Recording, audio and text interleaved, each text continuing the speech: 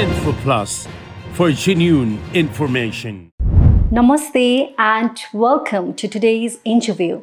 We have the pleasure of hosting Mr. Naresh Shrestha, the esteemed Honorary Consul of the Islamic Republic of Iran to Nepal.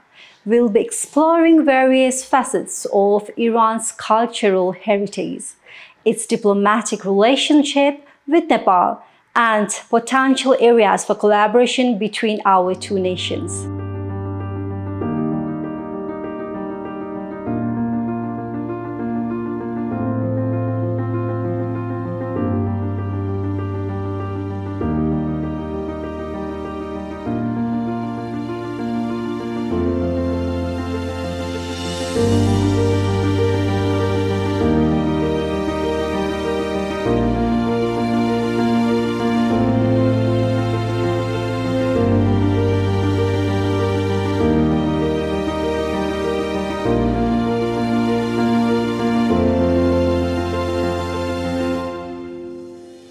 The Honorary Consul General of the Islamic Republic of Iran to Nepal, Mr. Naresh Shrestha, is a distinguished professional with a diverse portfolio.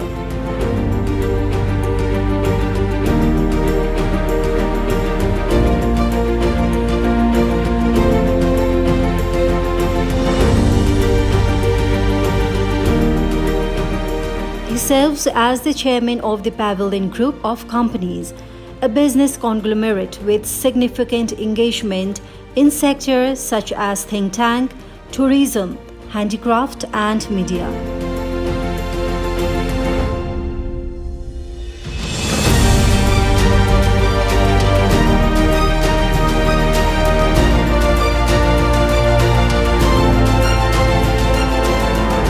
Since the establishment of diplomatic relations between Nepal and the Islamic Republic of Iran in December 1964, the two nations have enjoyed a history of cooperation and goodwill, marked by several rounds of high-level visits.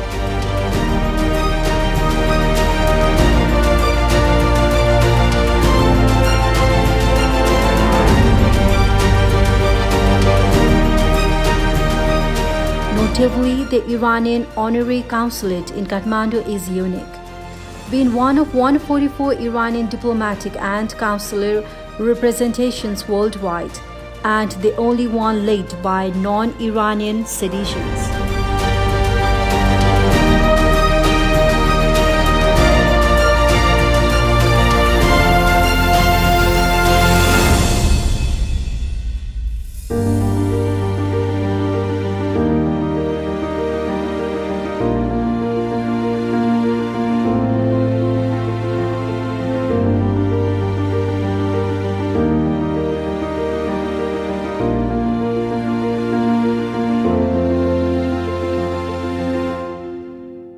Info Plus for genuine information.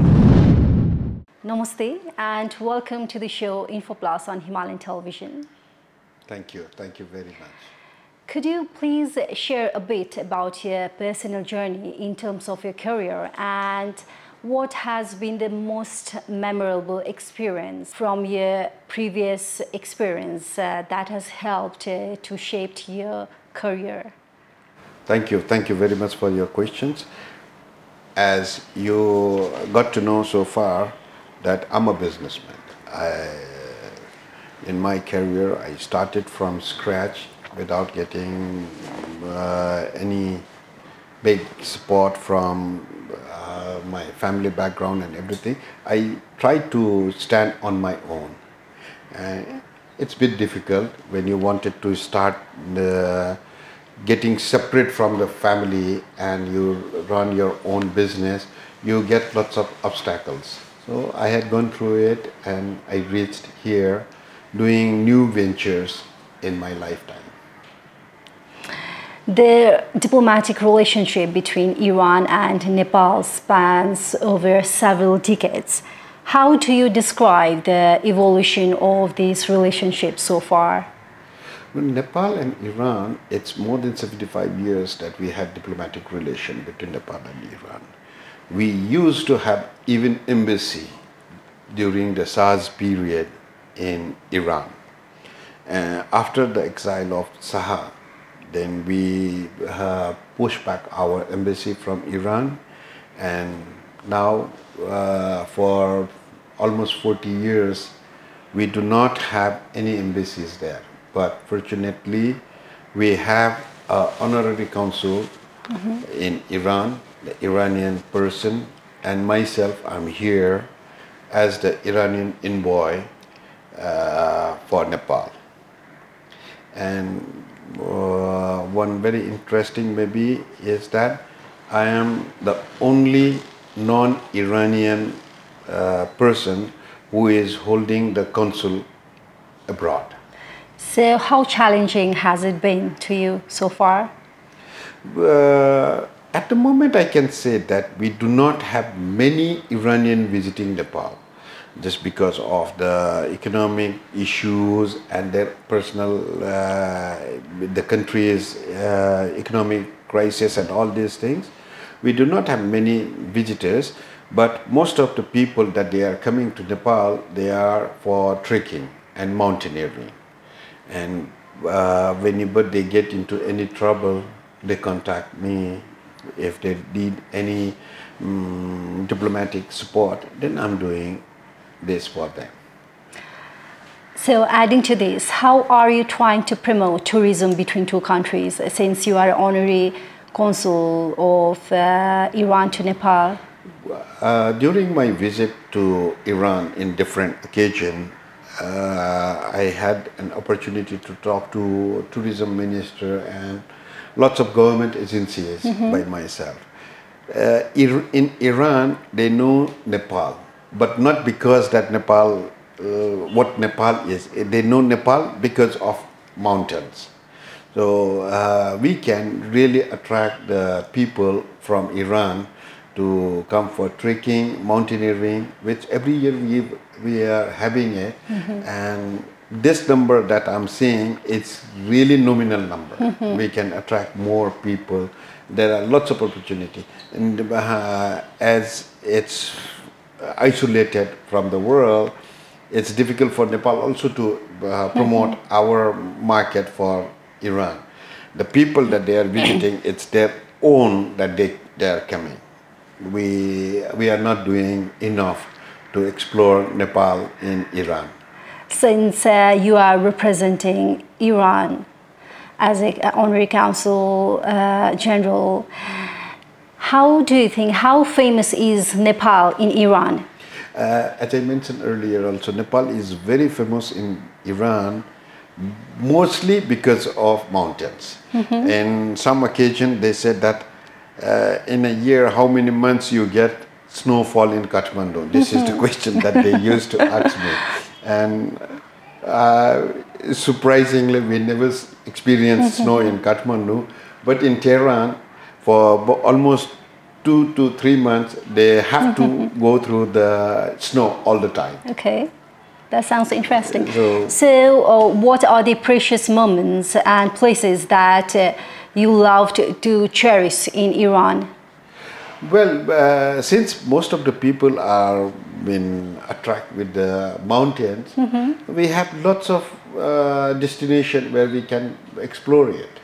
And there are few organizations and few people who are promoting Nepal with the Iranian language in their website, in their social media, and in their board, and we are sharing our experience. And in that one, I see lots and lots of Iranian people that they are joining. And at the moment, also in one of the sites that we have, it's around 2,000 people. They are into it. It's they talk about Iran and they talk about Nepal. Mostly they talk about Nepal and Nepalese pieces that they put in their piece. So what are the special words you hear from them for a country? Most Nepal? of the people, they get excited to come here. And one very interesting issue that I had found was that one of the lady who wanted to come to Nepal, she asked about the crime rate. especially the sexual violation. And when I gave her the data of that one, she was very excited. And next year she is going to come for trekking. Oh, that sounds wonderful. So these type of misinformation should be controlled. Although trade between Iran and Nepal seems to be very limited, are there any specific areas like carpets, handicraft or agriculture where there have been long-standing exchanges or partnership between Iran and Nepal?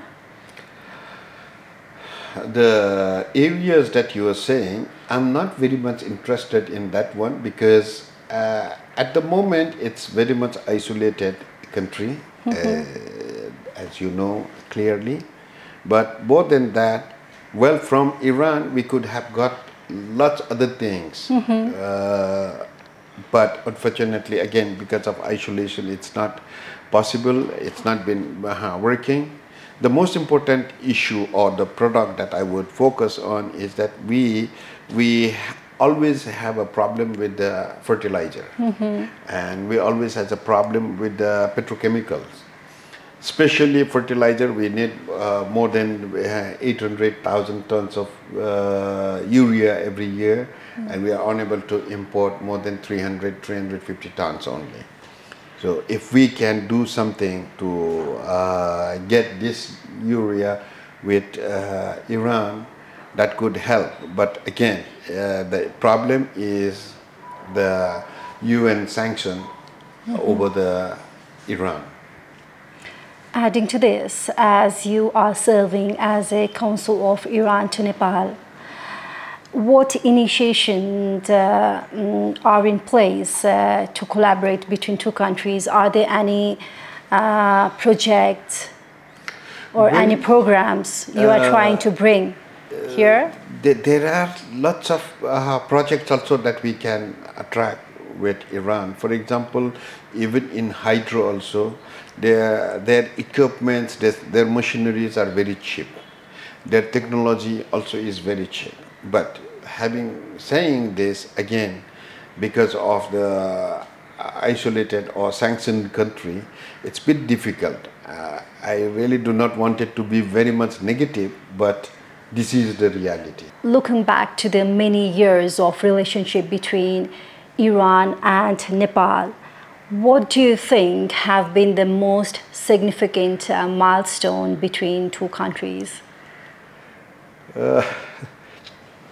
At the moment, it's very awful and it discourages the people, I would say. But there is nothing significant things that we are doing with Iran. And neither I can do it, nor Iran government, nor Nepal government is willing to explore the relation. Because the bad part or discouraging part for me is that even the ambassador from Iran, it's India who is handling Nepal side. He also visited Nepal very little. In his terms, most of the ambassadors, they came for 2 to 3 times only. They are also the observer in SAARC. But SAARC also is not actively moving. So again, through SAARC also we cannot do much in it. As I mentioned, there are lots of areas which we can explore. Such as, in which areas do you think we can explore here in Nepal? Well, as I said, in technology, they are quite significantly, they are in a good position. In trade, in their product, there are products, for example, in 1998, I had organized the exhibition, Iran Expo in Kathmandu. During that period, they had brought 11 containers, and in 5 days' time, they sold almost 9 containers of goods. Their goods, the quality is so high. I still am using the melamine that I had bought it 4 years before. So the quality is quite marvelous. Do you have any favorite Iranian or Persian traditions that you enjoyed and would like to share with the people of Nepal? My wife is Muslim, as I mentioned, she is Iranian, and 21st of March is their New Year. During their New Year, the tradition that they have is almost like the tradition that we have during Dasai. In Dasai, we put jamra, and it's yellow that it comes because we cover it. But in Iran, they put jamra, but it's not covered, so it's all green. In Nepal, we put it for 10 days. There, they keep it for 13 days.